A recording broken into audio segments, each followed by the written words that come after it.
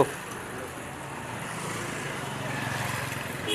Hello అన్నా, నీకో విషయం అడుగుతా, ఏమనుకోవు కదా? అడుగు, దాందేముంది? ఇట్లా ఏం పని చేయకుండా నువ్వు ఖాళీగా కూర్చొని పోరం బోకులా తిరిగితే నీ ఫ్యామిలీ ఎట్లా గడుస్తుంది అన్న? అన్నా, నా కుటుంబ పోషణ గురించి నాకు ఎటువంటి రాంతి లేదు. ఎందుకంటావా, తినేతందుకు రూపాయి కిలో బియ్యం ఉన్నాయి, ఉండేతందుకు డబుల్ బెడ్రూమ్ ఇల్లు ఉన్నది, ఇక ఖర్చులకు ఉపాధి హామీ పైసలు ఉన్నాయి, ఇక మెయింటెనెన్స్ కంటావా, నా భార్య డ్వాక్రా గ్రూపులు ఉన్నది, ఇక చిన్న కొడుకేమో మోడల్ స్కూలు, పెద్ద కొడుకేమో ఫీజు రియంబర్స్మెంట్, బిడ్డకేమో బంగారు తల్లి కళ్యాణ లక్ష్మి పథకం ఉండే ఏజ్ బార్ అయిందనుకో నాకేమో ఆసరా, నా భార్యకేమో అభయస్థం పింఛను, ఇక రోగమో నొప్పి వచ్చిందనుకో ఆరోగ్యశ్రీ సీఎం రిలీఫ్ ఫండ్ ఉండే. ఇంకేం కావాలనే?